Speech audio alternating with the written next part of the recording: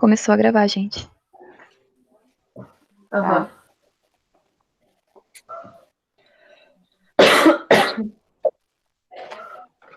Posso começar falando? Pode. Tá, então a gente, vai falar um pouco da atuação do psicólogo em situação de crise. Então, um conceito, básico de crise, que vem do grego crisis, que significa decisão, do verbo crino, que significa eu decido, separo, julgo. Ela pode ser definida como um estado de desequilíbrio emocional, que se caracteriza como um colapso nas estratégias prévias de enfrentamento. Acho que muito bem característico assim do momento que a gente está vivendo atualmente, né? Porque desestabilizou totalmente assim todas as estratégias, tudo que a gente tinha assim de que a gente sabia como enfrentar, a gente está vendo que não serve mais para esse momento atual, né, do Covid. Porque a gente está tendo que se reinventar, né? Está tendo que aprender como lidar com o Covid. Então, é bem uma crise instaurada mesmo. Um conceito de emergência e urgência, então, emergir é sair de uma parte que estava submersa, afundando. Urgência é um ponto limite, o qual o sujeito sente que não pode escapar, que está em risco e pede por uma intervenção. Urgência é subjetividade. Então, uma coisa que normalmente o pessoal faz é usar como sinônimo, né, emergência e urgência. E até na aula que a Net falou, e a professora também falou, que não dá para confundir, né? Uma coisa é bem distinta da outra. E a urgência Desculpa, ser subjetiva. Pode desculpa, falar. Pri. Pra quem não tiver, no caso, apresentando, acho que é bom desligar o microfone pra não interferir. Tá saindo muito ruído na nosso vídeo, eu acho.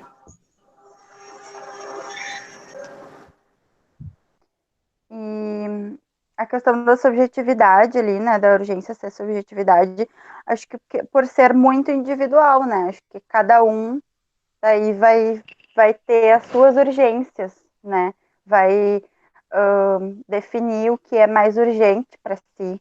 Não sei, eu entendo assim, se alguém quiser colocar o seu entendimento sobre isso, mas mais ou menos eu entendo assim. Desastres, então. São eventos extraordinários, originam destruições consideráveis de bens materiais, resultando, né, em mortes, lesões físicas e sofrimento humano. Também acho que cabe também bem no momento, né, atual, pela questão das mortes, pela questão do sofrimento humano. Eu não sei, alguns estudos não tem ainda concluído, eu acho, sobre questão de lesão, né? Se lesão, sequela, essas coisas, se quem já teve a doença e se curou, se ficou com alguma lesão, algumas sequelas do Covid. Eu não sei se alguém sabe mais especificamente sobre isso.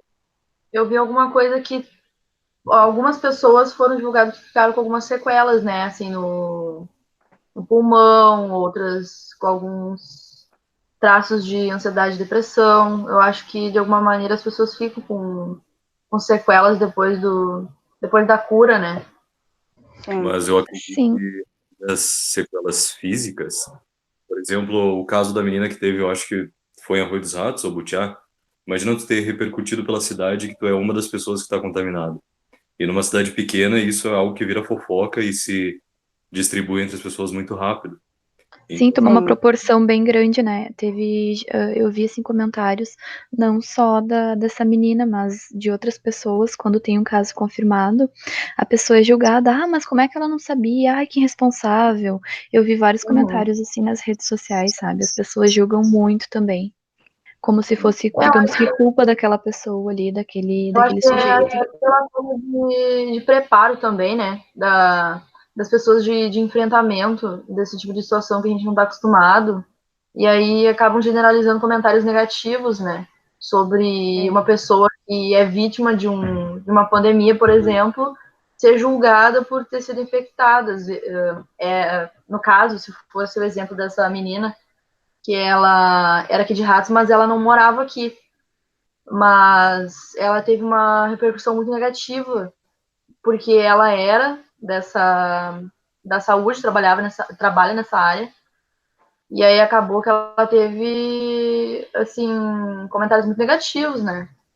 E mesmo que a pessoa saísse para uma festa, para outros tipos de encontros, assim, que fosse contaminada, não dá o direito do outro julgar, e sim aconselhar, ajudar, orientar outras pessoas para que não repitam isso e não julgar, né? Sim, não vamos Exatamente. muito longe. Eu não sei se vocês acompanharam as notícias que em alguns países a população estava vandalizando, né, e oprimindo pessoas que trabalham na área da saúde, tipo, por elas estarem em contato com a comunidade, entendeu? Que nem voltarem para sua casa, estarem no seu bairro. Já estavam prestando um serviço que é para a população e mesmo assim a população, digamos que criou Pra- um ódio massivo, entendeu? A ponto de perseguir e vandalizar carro, casa dessas pessoas que estavam trabalhando na saúde, enfermeiros, médicos. Imagina que Uhum. absurdo. É complicado tocar nesse assunto, porque, como a colega falou no início sobre crise, pode ser catástrofe, pode ser uma guerra, mas geralmente países em que vivenciam catástrofes e guerras, eles já estão acostumados, vamos dizer, acostumados e preparados muitas vezes para essa situação. Eles sabem que em algum Exato. momento vai acontecer. E uma doença como essa não tinha como a gente estar preparado, porque é algo que nunca tinha acontecido com a gente. Eu poderia ter Sim, Exato. medo de lidar, sim, mas não houve. E aí é muito difícil até para a população lidar com isso, porque é algo muito novo para eles também. sim. E Exato. A- se instaura muito rápido e é muito normal as pessoas terem, eu acho, esse tipo de reação negativa. Sim, até a crise, assim, o conceito, né? Geralmente ela ocorre frente a uma situação que é nova, que não existe ainda estratégia de enfrentamento. E é o que a gente está vivendo agora, né? É algo totalmente novo, que até a professora Marjane comentou que numa das palestras que teve essa semana, que ela vai ser que nem o vírus da AIDS, ela vai ficar, já está entre nós e vai permanecer entre nós, entendeu? Vamos ter que aprender a conviver com ela. Exato. É até que se desenvolvam medicações ou vacinas, né, para que a gente possa se prevenir, né, digamos assim, de alguma forma, mas enquanto não tiver, eu acho que esses cuidados, né, de uso de máscara, de higienização, de uso de álcool e tudo mais, isso vai permanecer por bastante tempo, né? E eu acho que a sequela também vai ser de que, por mais que façam vacinas e outros meios de prevenção para essa doença, as pessoas vão ficar com aquele medo de estar no meio de muitas pessoas, as fobias sociais, ir em encontros de família, festas, outros eventos, assim, eu acho que isso vai ficar uma sequela bem grande. E outra, o toque também, né? De lavar muito as mãos, medo de contaminação, por mais que aquilo não. Aquela, aquele objeto ou aquele lugar não seja contaminado. Então, acho que isso é Sim, uma a OMS também tem trazido bastante a questão, né, que agora a questão da saúde mental também tem que ter, tem que estar em alta, tem que ter um foco especial, né, porque as pessoas vão desenvolver vários transtornos advindo dessa pandemia que a gente está vivenciando hoje, que é a nossa realidade agora, né. E um problema que pode surgir diretamente ligado a isso, que já vem há muito tempo, é a questão da medicação. Essas pessoas podem desenvolver transtornos durante esse estresse que estão passando agora e ser prescrita uma medicação e essa medicação perpetuar de modo que não deveria. Mesmo que não for desenvolver uma patologia, a medicação continuar perpetuando ali junto com a pessoa. Então, cuidar essa questão também da medicação.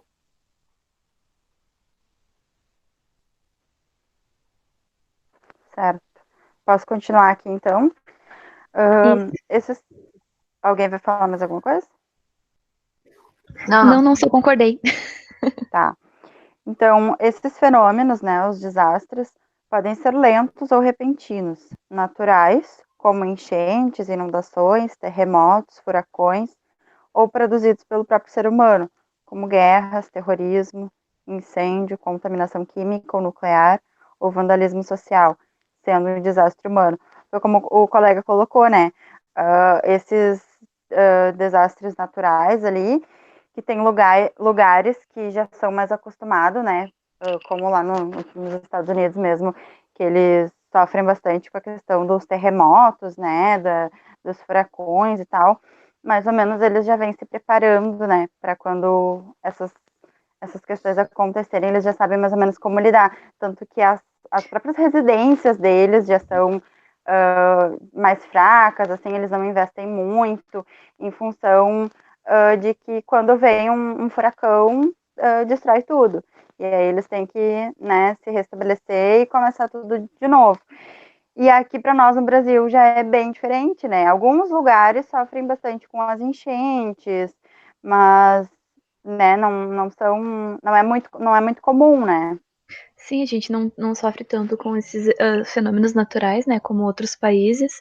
Então, aqui ainda a gente não tem essas estratégias ainda bem firmadas, porque não é nossa realidade, diferente de outros locais. Que nem o colega também tinha comentado a questão da guerra. A guerra tem países que já estão acostumados, já tem estratégia de enfrentamento, porque aquela é a realidade deles, né? A Exato. nossa aqui é diferente. E que nem a questão agora da pandemia que a gente está vivenciando, ainda não tinha ocorrido, né? E quando aconteceu outras pandemias, há anos atrás, não tínhamos os instrumentos que a gente tem hoje, né? A gente não tinha esses Exato, recursos. era uma realidade estrutural diferente, né, do que se tem agora. Eu acho que daí esse caso da pandemia, talvez entre ali na contaminação química, alguma coisa assim, né, que se enquadre mais nesse momento que é um desastre humano realmente, né? E é uma coisa que a gente não enxerga, né? Ele pode estar em todo lugar e ao mesmo tempo em nenhum lugar, né? Sim, e não é uma coisa palpável, né? tem Ele se aquela espalhou. questão de divulgarem notícias, né, de que seria uma contaminação por invenção do próprio ser humano, né? Criado em laboratório. Então, as pessoas ficam mais em dúvida sobre o que é que está acontecendo, que pandemia é essa que surgiu do nada. Sim, De até onde que porque tem surgiu, né? muitos. Isso, até no começo, assim, gerou um pânico e muita notícias, né, assim, erradas a respeito de como surgiu, de onde veio, como é que se originou. E ainda tem, se for parar pra ver, se tu for parar um pouquinho pra dar uma pesquisada em relação a notícias, tu vai achar ainda muita informação que não condiz com a realidade, né? Porque ele se espalhou também de forma rápida, assim, porque, que nem a Priscila falou, ele não é algo palpável, meu Deus, Palpável. isso, Palpável. isso, e até também porque até eles divulgarem, né, pra vir à tona mesmo, ele já estava instalado na China. Já estava em circulação, né? Posso passar para frente? As fases dos desastres, então. Pré-impacto, que é o que precede ao desastre, ameaça, advertência ou alerta. O impacto, que é o momento em que são atingidos pelo fenômeno. E o pós-impacto, começa depois de ocorrido o desastre. Acho que a gente não teve a fase do pré-impacto, né? Que a gente não teve como se precaver, né? Não teve ameaça quando chegou, já chegou instaurado, né? E no caso a gente está no momento do impacto, né? Que a gente está sendo atingido pelo fenômeno e a gente não sabe, né? Não se tem previsão de quando será o pós-impacto, né? Sim, só nós da área da saúde ainda cabe já começar a vislumbrar, né? Tipo, o que que vai acontecer, o que que vai surgir desse momento que a gente está vivenciando de pandemia. Tanto que é isso que a gente tem falado, né, bastante, assim, a questão dos transtornos que podem surgir depois que isso passar, durante, né, que é importante também, mas o que que vai ficar depois que passar toda essa pandemia? Sabe que eu fico pensando nesse pré-impacto, assim, quando eu li, e fiquei pensando que quando estava acontecendo nos outros países e não aqui, parece que era mais confortável para a gente lamentar pelos outros e não se preparar, porque parecia que aquilo não era uma realidade nossa. E aí, quando chegou aqui, a única coisa que aconteceu foi o pânico, porque quando chegou o primeiro, parecia que não ia ser mais do que isso. E quando vê, já começou com muitos infectados, algo que não tinha mais controle, mesmo com o isolamento, as pessoas não respeitavam e não respeitam ainda. E cada vez tem aumentado mais o número de mortes, né? Sabe que eu experimentei um sentimento parecido, assim. Eu não sei quem é que tá falando, era a Alexia? Isso. Assim, Alexia, eu senti mais impacto quando teve o primeiro caso confirmado aqui na minha cidade, né, Encharqueadas. Aquilo parece que, assim, balançou bastante a minha estrutura, porque eu pensei, né, pô, a gente via lá em São Paulo, aqui do ladinho, né, Porto Alegre, Canoas, que são cidades grandes, mas a gente não se dá conta, assim, até realmente chegar na cidade onde a gente mora. Fazendo um gatilho com isso que as duas colegas falaram, e sobre o que está no slide com o tema que é intervenção em crise, a intervenção do psicólogo nesses 3 pontos, que é o pré-impacto, impacto e pós-impacto, o psicólogo pode estar presente nos 3. No impacto seria a intervenção em crise de fato, que é quando a crise está acontecendo, que é para estabilização emocional. No pós-impacto seria com os protocolos de intervenção pós-situação de crise.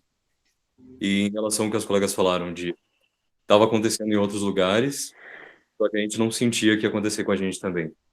É uma área que o psicólogo também pode atuar, que é de alertar a comunidade, de mostrar para ela que é possível a crise acontecer, e isso tem que estar preparado para os possíveis problemas que essa crise vai ter.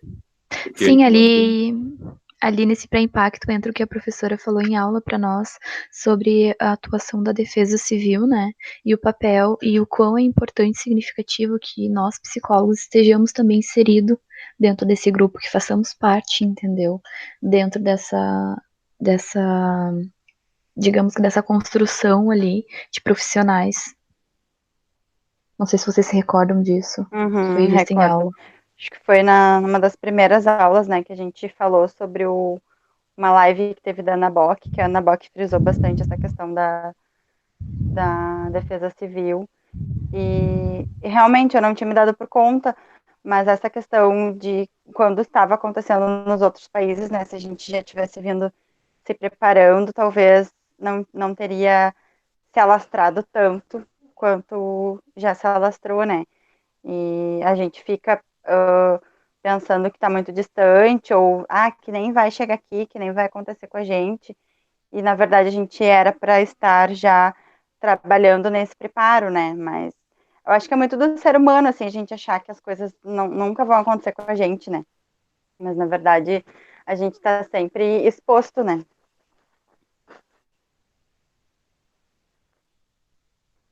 Vou seguir então aqui.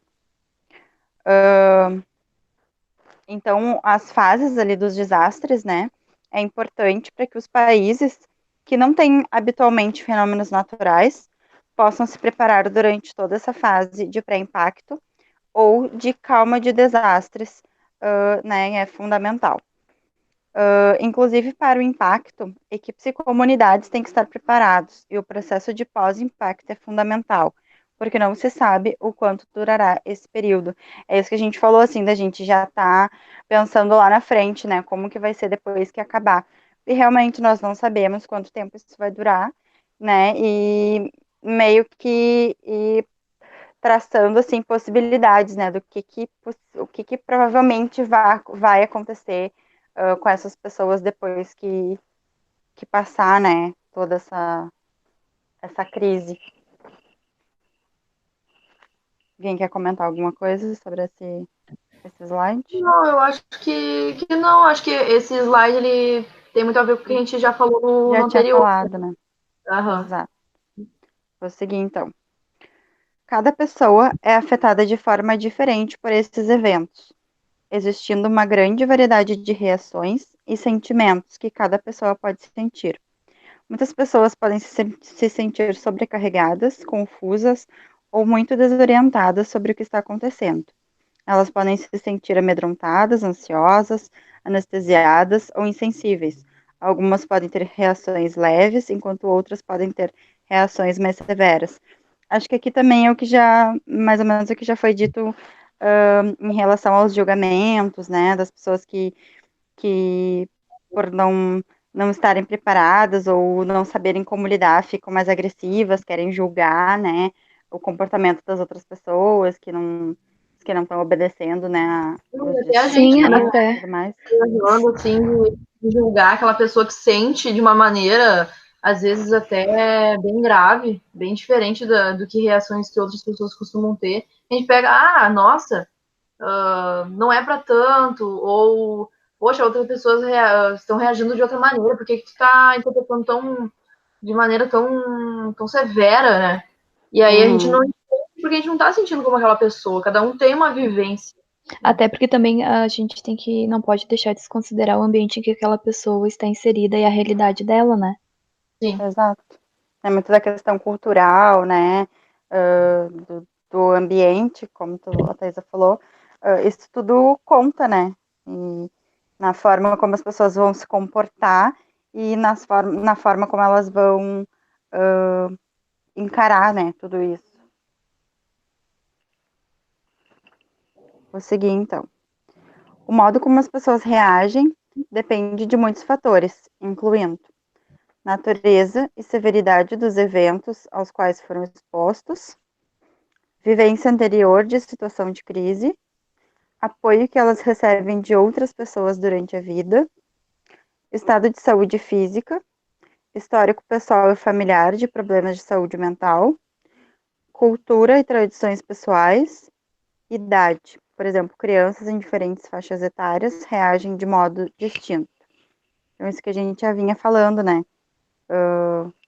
Que né, cada pessoa vai reagir de acordo com esses fatores mesmo, né? Sim, e não existe um protocolo que a gente possa seguir à risca, né? Porque cada indivíduo tem suas particularidades. Então, o nosso papel aqui é tentar minimizar o máximo possível, né?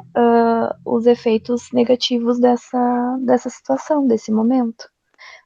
E o preparo também que a gente tem que ter, né? Tipo, o que esperar depois que tudo isso passar, que é a vislumbração do pós. Exato.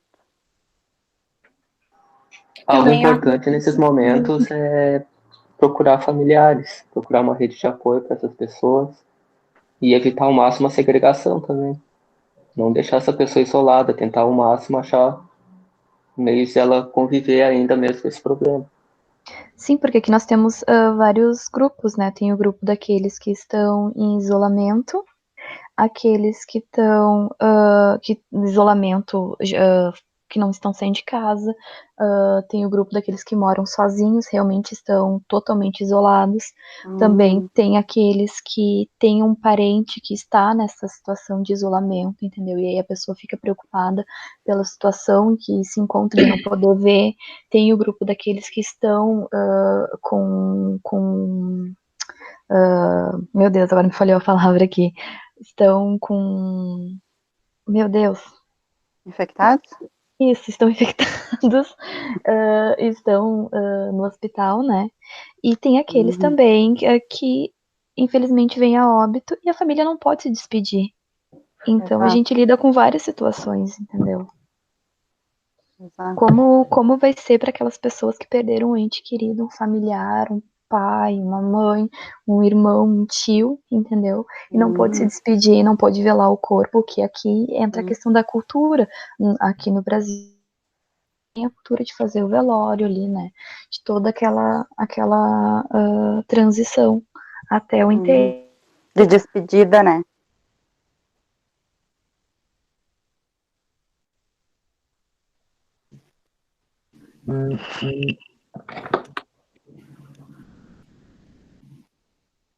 Não, a gente sabe que eu vendo, assim, sempre esses relatos da vivência das pessoas que nós vamos atender, eu lembro da Boate Kiss, que os profissionais, eles entrando em crise pelo impacto que a situação causava, né? E aí eles não estavam preparados para aquela situação. Então é muito importante que os profissionais também estejam preparados psicologicamente para enfrentar esse tipo de problema, assim, esse tipo de crise, essa pandemia e outros desastres, e que as pessoas também pudessem entender, tivessem um pouco de empatia no momento, que assim, com os profissionais também, porque às vezes essas reportagens que mostram essas agressões verbais e físicas contra os profissionais da saúde, que estão fazendo de tudo para salvar as pessoas, tanto na saúde mental quanto da doença, parece assim que eles pensam que as pessoas não, esses profissionais não têm sentimentos também, né? Não podem entrar em crise, não podem também ter ansiedade, depressão, correr risco de suicídio, essas coisas assim, né? Sim, porque eles, É na verdade. verdade, o momento exige muito deles, né? Eles estão expostos, eles têm família, eles estão expondo a família deles também a esse risco, né? E pelo que eu li, assim, o maior, o ambiente mais perigoso para te contrair é nos hospitais, né? Então imagina como é que fica para esses profissionais da saúde ter que não poder ver o filho, não poder estar em contato com a família, porque, né, pode estar contaminado. E acontece bastante, foi alarmante quando eles começaram a pesquisar e mostrar o número de médicos e enfermeiros que estavam vindo a óbito devido à contaminação. É muito triste, né? Porque eles estão ali a serviço da comunidade, né? Tentando amenizar e controlar o máximo possível, né? Para as pessoas não virem a perder suas vidas em função do vírus. E eles que acabam, né? Se colocando em risco e muitos até contraindo, se contaminando e vindo a óbito em função disso, né? Muito triste. Vou seguir então. Toda pessoa tem forças e habilidades para lidar com os desafios da vida. Porém, algumas são particularmente vulneráveis em situações de crise e podem precisar de mais ajuda, incluindo pessoas que podem estar em risco ou que precisem de apoio adicional em virtude de sua idade, crianças e idosos, em razão de problemas físicos ou mentais, ou porque pertencem a grupos que podem ser marginalizados ou alvos de violência. Acho que aqui cabe bastante também, né? Principalmente os idosos mesmo, que são, né, desde o início, assim, que vem se falando que é do grupo de risco, que eles teriam que ficar em isolamento total, né, sem contato. É muito, assim, sei lá se estranho é a palavra, mas porque se vê muito atualmente, assim, tendo bastante contatos, avós que cuidam dos seus netos, né, tudo, assim, todo mundo com uma convivência, assim, bem forte, e aí, de uma hora para outra, porque foi de uma hora para outra, ter que cortar com isso, né, cortar com essa convivência, os avós não poder mais ver os netos, e vice-versa.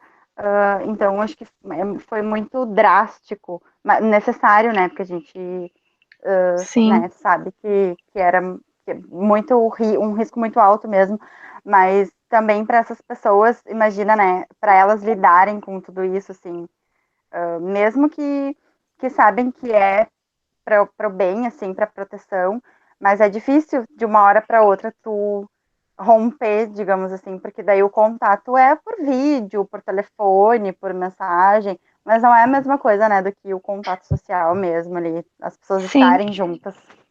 Sim, fora Acho que aqueles que isso tem uns que não têm acesso a isso, né? Que não, exato. muitos idosos não sabem mexer nessas mídias ou nos aparelhos, e também tem aqueles que moram sozinhos, que não tem quem faça as coisas por eles, né?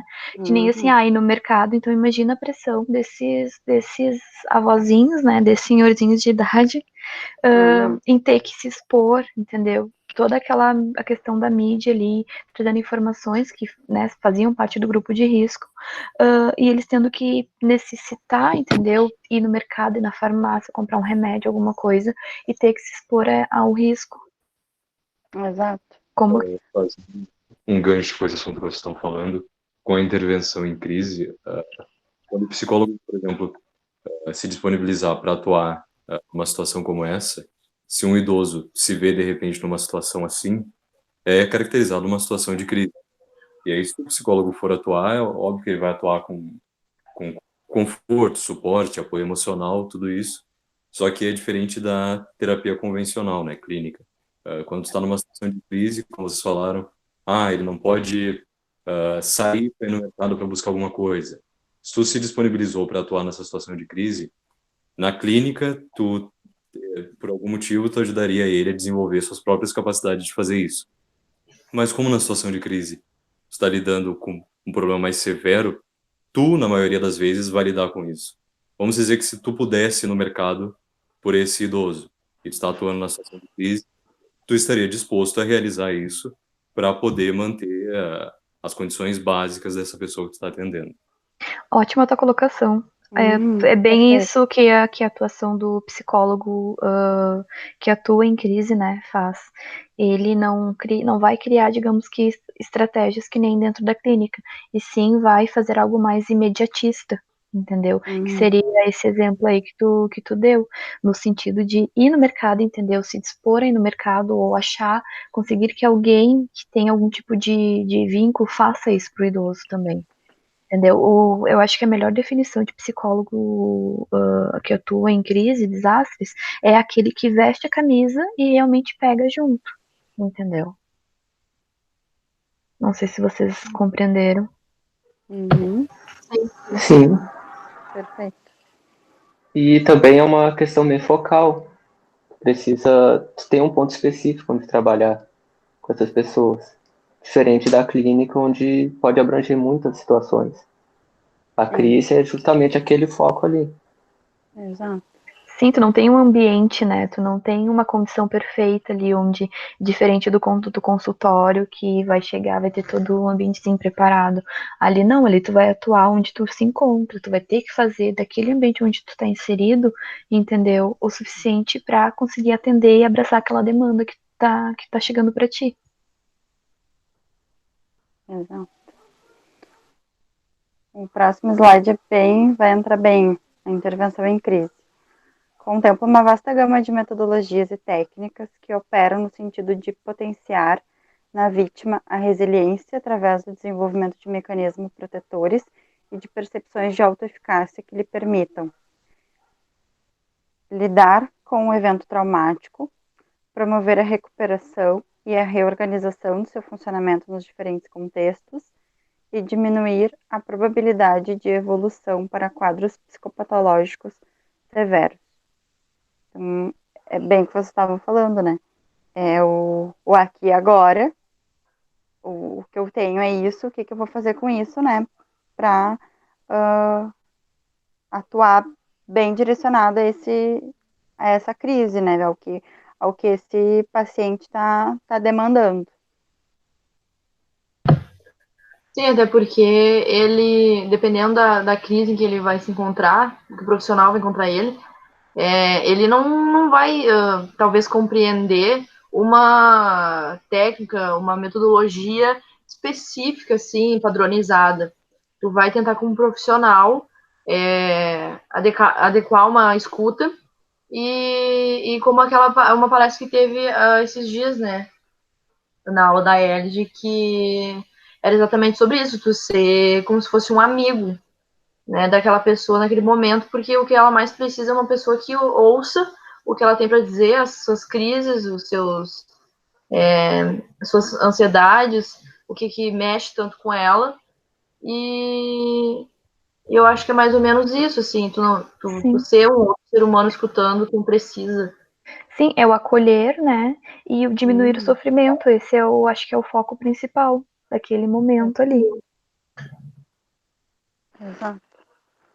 É bom frisar que durante a intervenção a gente realiza esse trabalho enquanto está acontecendo aquele momento de crise, mas não tem não prevê nenhum protocolo de retorno, assim, para a gente agir depois do acontecimento da crise. Isso acontece de forma separada. Como a gente viu, anteriormente tem 3 etapas, e se a gente for agir na etapa do impacto mesmo, por exemplo, ele não tem um protocolo para continuar agindo na etapa posterior. Seria um outro tipo de atividade já. Sim, tem a parte em que o profissional, no caso, ele faz as suas intervenções e, dependendo da demanda, ele vai encaminhar futuramente para outro Encaminhar. profissional, né? Exatamente.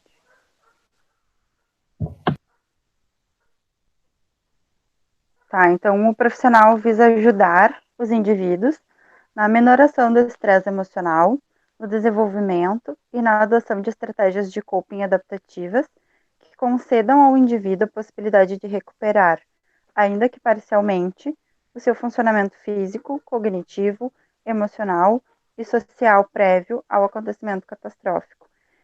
É como mais ou menos a Nete falou, né, que depois que quando o indivíduo sai, né, da UTI, lá do pronto-socorro, ela colocou referente à questão da Botkiss, né, tentar mais ou menos ver como era, né, buscar ali no histórico do paciente como era antes ao acontecimento, como o paciente está naquele momento, para poder construir, né, o que vai ser depois disso.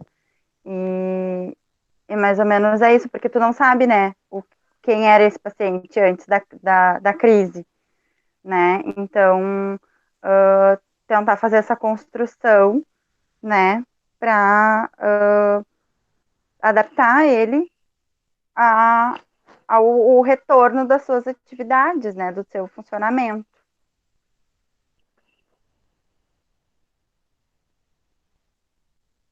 Não sei se vocês querem colocar alguma coisa. Não, acho que era mais ou menos o que a gente estava falando, já, assim, de diminuir o estresse emocional, né? Desenvolver essas estratégias, entender o indivíduo e ver como ele vai progredir diante desse atendimento, dessa intervenção. Exato.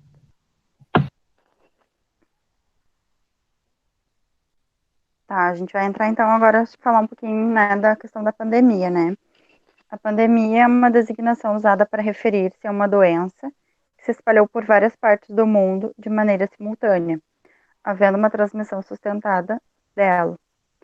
Isso quer dizer que em vários países e continentes essa mesma doença está afetando a população, a qual está infectando-se por meio de outras pessoas que vivem na mesma região. Então, o que a gente vem falando, né, sobre o Covid, que começou lá na China e veio se espalhando, né, o vírus invisível, né, que esses dias a gente até riu falando que o vírus ele anda de. Estavam falando sobre lá no Amazonas, né? Que tá bem alastrado. E aí a gente disse que o vírus anda de barco. Na verdade, ele andou de avião, né? Para vir para cá, para o Brasil, para se espalhar por todo mundo. E as pessoas foram, né, trazendo e foi se espalhando. E, né, se alastrando para as pessoas que vivem nas regiões, nas diversas regiões. Sim, até porque ele é um vírus que ele leva uns dias para se manifestar no corpo, né? A pessoa pode estar contaminada, mas até realmente apresentar os sintomas, e algumas nem apresentam sintomas, Exato. ele leva um tempinho para ser detectado. Então, eu acredito que por este motivo também tem se espalhado de forma mais rápida, né? E de maneira Não, e imperceptível. vocês viram nas reportagens desse vírus que ele entrou nas tribos, né, indígenas as mais afastadas. Então ele está se espalhando porque alguns desses índios saem para ir para a cidade e conseguir sacar o auxílio emergencial, né? E dentro da cidade, como os índios também não têm tanta não digo ajuda, né, mas essa prevenção não é tão dita para eles, talvez não passado de uma maneira tão correta, ou nem não estão Tão nem passando. esclarecida. É, Tão esclarecida, né? e aí acontece que eles saem, vão para a cidade, e quando voltam eles estão com o vírus já, talvez sem sintomas, como muitas pessoas não demonstram, e estão infectando a comunidade ali, as tribos, né, mais afastadas. Exato.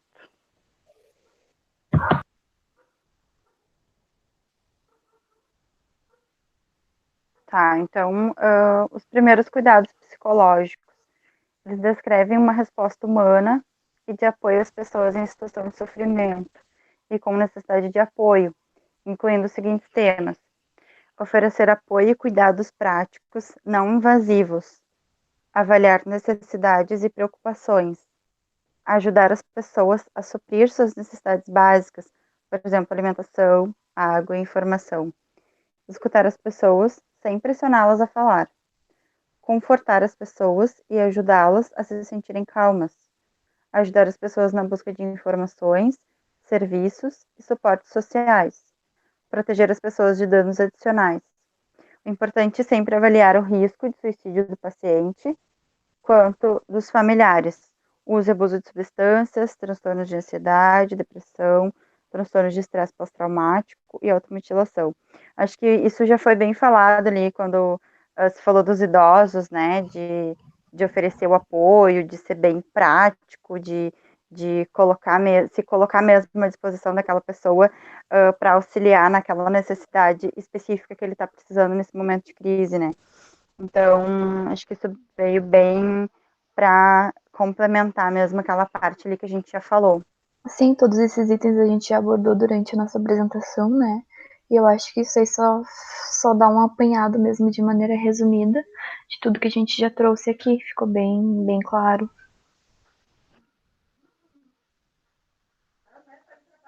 Tá. E para quem são os primeiros cuidados psicológicos, o PCP? Eles destinam-se a pessoas muito abaladas e que foram recentemente expostas a uma situação de crise grave. Você pode oferecer apoio para crianças e adultos. Entretanto, nem todas as pessoas que passam por situações de crise precisam ou querem ter acesso aos primeiros cuidados psicológicos. Não force ajudar a quem não queira, mas esteja inteiramente à disposição daqueles que possam querer o apoio. Isso bem para nós profissionais mesmo, né? A gente não vai obrigar as pessoas, né, a quererem serem atendidos, a quererem passar por esses atendimentos e receber essa ajuda, mas a gente vai se colocar, a gente vai se mostrar, né, à disposição. Eu tô aqui, né? Se tu não quiser falar nada, tu não precisa falar nada, mas eu tô aqui, para que eles se sintam acolhidos e seguros, vendo que tem pessoas que estão olhando por eles, né? Que eles não estão abandonados nesse momento, né? Sim, até porque cada pessoa tem uma rede de apoio diferente, né? Talvez com essas vivências que a gente já falou bastante, cada um saiba lidar de uma maneira, e esses que não querem, a princípio, essa ajuda profissional, no caso, são pessoas que talvez tenham uma maneira diferente de lidar com os problemas, né? Pode ser que futuramente precise, sim, não quer dizer que seja sempre fechado a isso, mas eu acho que respeitar essa questão também é bem importante, até para não causar um outro estresse, né? Essa pessoa de ser forçada a falar ou ter que passar por esse tipo de situação.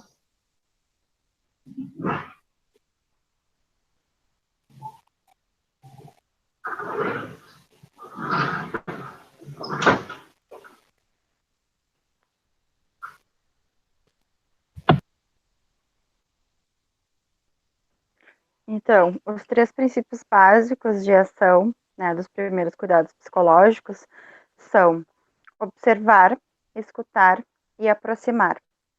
Esses princípios de ação servirão de guia para enxergar e entrar em uma situação de crise com segurança, aproximar-se de pessoas afetadas, entender as necessidades dessas pessoas, bem como encaminhá-las para conseguir ajuda prática e informações disponíveis. Então, para fechar, né, que esse é o nosso último slide, bem o que a gente já vem falando em todo o vídeo, né, se colocar à disposição mesmo, né, a gente está a serviço dessa comunidade, né, que passa por uma crise, né, está passando por uma crise, e se colocar à disposição, né, dessas pessoas, que se eles precisarem, a gente tá próximo, a gente tá ali, a gente tá vendo, né, que isso é bem importante também, a gente saber aonde que a gente tá, em que solo que a gente tá pisando, né, varia muito de cada situação, né? Mas, por exemplo, a questão da Botkiss mesmo, as pessoas que, né, se disponibilizaram a trabalhar, né, naquele momento de crise, que soubessem, né, tivessem um conhecimento prévio, assim, do que é, né, o que é, né, ser queimado, né, ter passado por um incêndio, quais as sequelas que isso pode deixar, né, para não chegar ali e sem saber o que fazer. Então, Sim, ficar apavorado, né? A maior dificuldade, assim, pelo que eu li a respeito da intervenção em crise, é que são situações que só são necessárias que o profissional atue quando ela acontece. E a gente não tem como prever, né? Não tem como fazer um trabalho, digamos que preventivo em relação a isso. Então, eu acho que é uma das áreas que é mais difícil, assim, de tu trabalhar ou se antecipar, entendeu? No caso, antes de acontecer. Outra coisa também que eu queria colocar, assim, que aqui nessa atuação é muito importante também a empatia, o tentar sentir o que a pessoa está sentindo, tentar se colocar no lugar dela pelo que ela está passando, né? Que isso é o que a gente vê desde o começo do curso. O acolher também se trata do abraçar aquela pessoa e entender o que ela está sentindo naquele momento. A compaixão, né? Como foi dito também pela NET na palestra. Sim, é o ser humano, né? Sim. Falando sobre essas qualidades que a gente tem que ter quando vai atender um paciente assim, né? Que bastante importante é de respeitar o silêncio, que eu acredito que na situação de crise o silêncio ele é muito diferente de um silêncio que a gente vê dentro do consultório, e saber respeitar esse silêncio e estar próximo para poder ouvir quando a pessoa for falar mesmo. Sim. Sim, porque às vezes não é nem a questão do precisar falar alguma coisa, mas só de estar ali, sabendo que aquela pessoa pode ter um apoio, né? Tem alguém que está ali junto com ela, passando por aquela situação com ela, já é algo muito importante e significativo para aquele momento. Sim, transmite uma segurança, né? A pessoa que está passando por aquilo ali vê que ela não está sozinha, né? E mesmo que a empatia ela é uma coisa bem difícil, assim, né? Porque a gente tentar se colocar no lugar do outro, mas na verdade a gente não sabe o que é, né, a dor do outro. Mas acho que isso, assim, ter essa compaixão mesmo, como a Alexa falou, de ser humano mesmo, assim, né? Se colocar sem julgamento, né, sem apontar nada, assim, só estar ali mesmo para transmitir essa segurança, né? Quando a pessoa se sentir à vontade, quiser falar alguma coisa, ela saber que tem alguém ali, que ela não tá sozinha, né? Sim, estar aberto, né? Até para que se a pessoa precise de um abraço, que ela entenda que é possível isso acontecer também. Exato. Então é isso, vamos encerrar por aqui. Acho que a gente se estendeu um pouquinho. Eu acho. A gente foi bem adiante. Mas acho que foi